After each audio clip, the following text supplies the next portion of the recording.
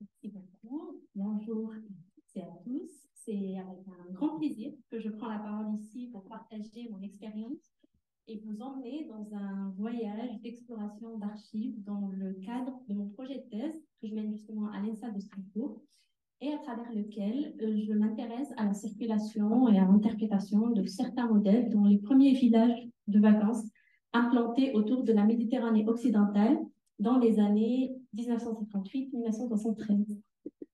J'aborde ce sujet et vous voyez déjà que ça a changé de ce qui était formulé à la base justement de l'accès des archives. Donc, je l'aborde en ce moment le sujet en examinant deux études de cas historiquement connectées. La côte nord du Maroc, qui était sous protectorat espagnol jusqu'en 1956, à l'exception de la ville de Tanger, et la côte andalouse en me concentrant sur la Costa del Sol de la province de Malaga. Tous les deux ont connu une transformation majeure en raison du développement du tourisme balnéaire à partir des années 60 et qui va connaître d'autres évolutions à partir des années 80. Ma présentation aujourd'hui ne portera pas sur le contexte espagnol, mais pour souligner l'importance de l'accès aux archives dans ma méthodologie, cela passe par un travail d'inventaire visant à cartographier pour chaque territoire la production architecturale et urbaine en village de vacances dans la période étudiée. Ici, nous identifions 6 opérations implantées le long du linéaire côtier qui s'étend de Ressinga à Cabo Negro. La ville de Tétouan est un peu plus en bas à gauche. Et une fois ces sites repérés, l'objectif est d'analyser ces objets en vue d'explorer la problématique de ma thèse. Cela nécessite, donc sans surprise, l'accès à une variété de sources documentaires pour chaque projet. Cela concerne à Restinga le complexe Maroc Touriste de la société Maroc Touriste, créé en 61 avec un capital marocain, un espagnol représenté par la famille Yodra. Le club Mensmir qui en faisait partie a été démoli, mais l'ancien hôtel Carabo, ici, et puis les bungalows, ils sont toujours gérés par Madaïel, une filiale de la Caisse de dépôt et de gestion marocaine. À Kabila, un village de vacances conçu par Fernando García Muela et commandé par la même famille espagnole Yodra. Le projet a ensuite été racheté par le groupe Snoussi marocain. Amdir, le Holiday Club de l'agence Farawi et de Mazières, commandé par la BNDE, la Banque nationale du développement économique, et achevé en 69, qui est malheureusement démoli et remplacé par un Sofitel.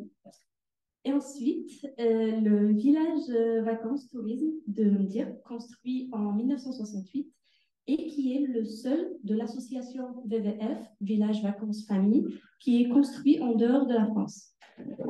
Et donc, enfin, à Cabo Negro, le village vacances d'Elias Agluri, de la Société africaine de tourisme, réalisé en 3 tranches de 1964 à 83, ainsi que le club Mediasmina, composé de l'hôtel Altaïr, réalisé en 67 par Elias Agluri, et complété en 70 par un hôtel conçu par Jean-François Zebako.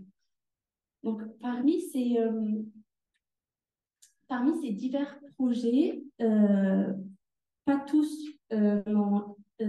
n'ont pas été publiés ou reconnus à l'époque. Cela était d'ailleurs courant pour les architectes du Maroc dans une période de construction intensive, mais de publication assez limitée. Par exemple, ici, un article sur le village de vacances groupé en gradin sous la colline de Cabo Negro. Et ici, le Holiday Club de Mdir, mentionné dans un acte datant de 1980.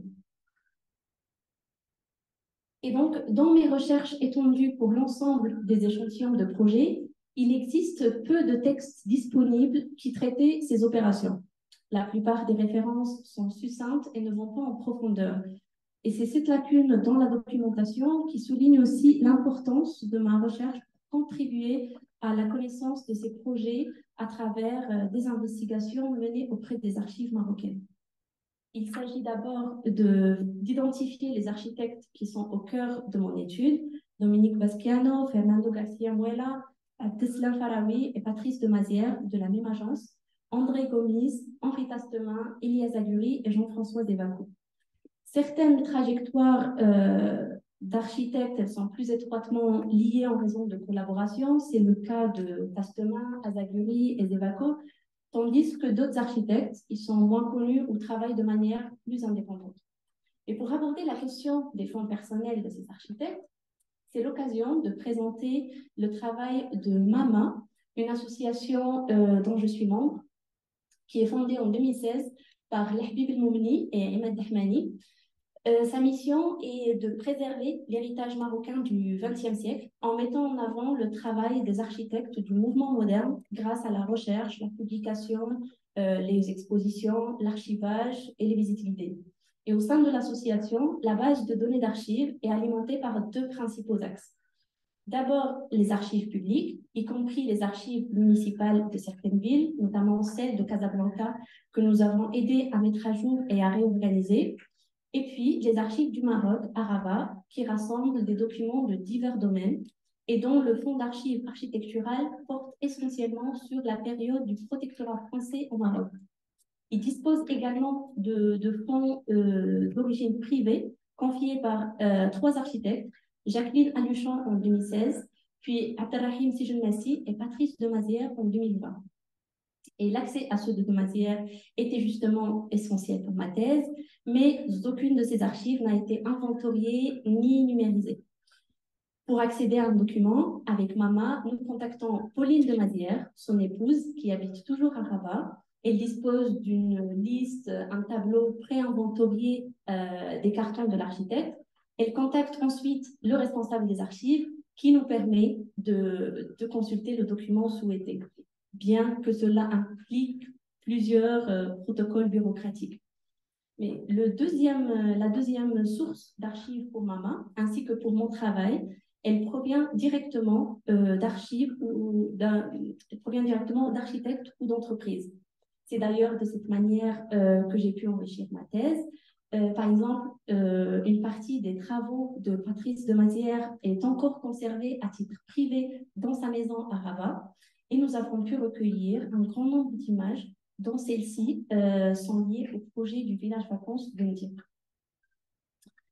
Et c'est cette même démarche que j'ai adoptée pour le projet de Kabila, qui est mentionné dans l'ouvrage Vicissitudes de un viejo tetuani, qui est écrit par Luis Yodra Izanco, et qui relate les souvenirs sur les événements dont il a été témoin dans la région de Tétouan. Lui-même était alors propriétaire de la société Kabila et il a confié la conception du village de vacances à Fernando García Muela. Étant donné le manque d'études préalables sur l'architecte, j'ai rencontré son neveu, Adrián García Gutiérrez, à Madrid l'année dernière et il m'a fourni des informations importantes sur la vie de son oncle jusqu'aux années 70 lorsque la famille est retournée en Espagne, à l'exception de Fernando, qui est resté à Kabila dans sa résidence permanente au sein du village de vacances, donc ici même. Et grâce à cet entretien, j'ai obtenu le contact de Hanan, qui est la domestique de Fernando, qui vit toujours dans la maison de l'architecte où les archives y sont conservées. Un séjour donc à Kabila m'a permis d'accéder à la maison de l'architecte et d'obtenir un accès exclusif à son fonds. Et c'est ce qui permet d'étudier cette opération qui présente un grand intérêt. Le temps ne permet pas d'aborder la composition architecturale, mais cette opportunité m'a permis d'obtenir, par exemple ici, le plan masse d'origine de l'opération qui est comparé en haut avec ce qui a été réellement construit. Et ici, d'ailleurs, la rivière Smir n'existe plus. Elle a été détournée dans des canalisations souterraines en raison des extensions immobilières qui ont suivi dans les années 80. Cela s'est produit avant que la famille Yodra ne vende la société à la famille Snoussi, qui gère toujours ses développements immobiliers. J'ai également découvert que l'architecte avait soumis le village de vacances de Kabila en 1982 au prix Aga Khan d'architecture. Même s'il n'est pas lauréat, le simple fait de participer à une compétition aussi prestigieuse, elle l'a sûrement encouragé à poursuivre d'autres projets novateurs par la suite, notamment plusieurs autres projets touristiques. j'ai pu en apprendre davantage sur la sensibilité artistique de cet architecte qui est autodidacte. Il avait initialement intégré l'école des beaux-arts de Tétouan. On peut reconnaître ici sur sa peinture une ruelle du quartier d'Albaicín à Grenade. Et l'Andalousie a d'ailleurs eu un grand impact à travers ses voyages et ses expériences qui se reflètent dans l'architecture. Ici, par exemple, il est possible d'établir des rapprochements sur certains aspects entre le village de vacances de Kabila et la Ciudad Cívica de Vacaciones de Marbella. Cette question est développée dans ma thèse, mais cela illustre l'importance de ces collaborations avec les familles d'architectes, que ce soit le cas de Fernando García Muela ou de Patrice de Mazières, pour comprendre le contexte culturel et les processus de conception des œuvres. Donc, ainsi, cette démarche a enrichi mon répertoire des sources d'archives existantes pour chacune des 6 opérations. Cette base de données comprend ces fonds personnels ainsi que des fonds en gris que je n'ai pas pu consulter. En fait, il faut savoir que comme certaines opérations elles ont été démolies, modifiées, leurs gestionnaires changent également fréquemment et les documents ne sont pas toujours conservés dû probablement au manque de sensibilisation au Maroc, malheureusement, à l'importance des archives historiques. Et cela rend la collecte de documentation assez difficile. Et quoi qu'il en soit, on voit ici que j'ai aussi bénéficié d'un accès aux archives de l'IFA, du Centre d'archives d'architecture de Paris, et notamment du fonds d'Azaguri. Bon, rapidement, je dirais tout de même qu'au début de ma thèse, les documents liés au projet d'Azaguri à Cabo Negro n'étaient pas consultables non plus à Paris. Ils ont été reconditionnés en juillet en 2021 avec un inventaire partiel. Puis, durant l'été 2022, j'ai eu l'opportunité avec Monsieur Pesseré de l'alimenter avec les opérations touristiques étudiées dans le cadre de ma thèse. Bon, l'inventaire n'est toujours pas complet aujourd'hui, certes, mais les documents, elles sont maintenant disponibles au centre d'archives et cela a enrichi ma recherche et puis a mis à disposition la matière nécessaire à l'analyse.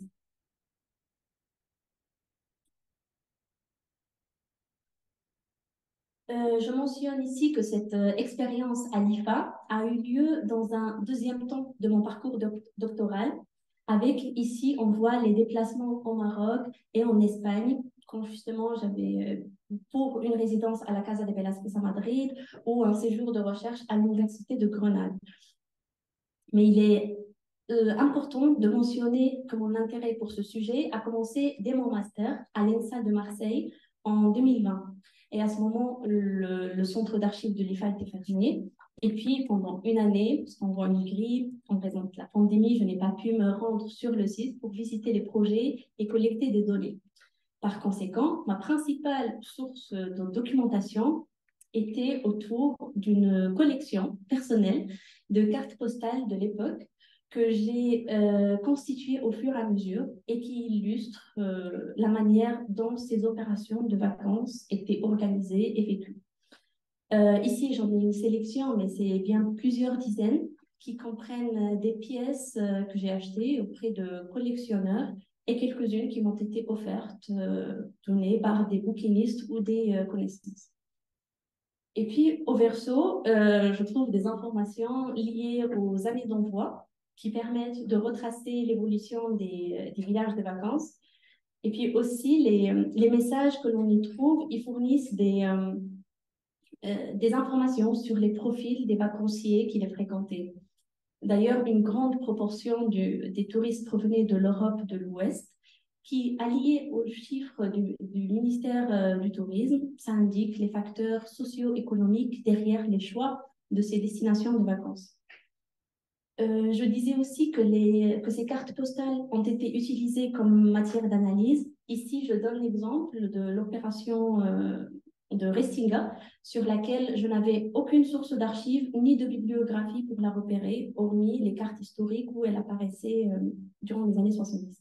Mais par exemple, cette carte postale circulait en 1968. Elle mentionne, par exemple, le nom des architectes Et puis, lors des missions de terrain, je vérifiais les changements qu'il y a eu au fil du temps. Et d'autres, justement, pour la même opération, ils me permettent de visualiser des parties du projet qui sont pourtant aujourd'hui modifiées, mais elles sont révélatrices à la fois de l'expression de nombre de typologies d'habitats qui sont développées au sein d'une même opération, et puis également de l'image exotique, hein, presque folklorique, que l'on souhaitait diffuser pour attirer les étrangers. Et donc, pareil, j'ai fait plus à 7 ans. Et ici, pour l'urbanisation de Kabila, c'était la même méthode.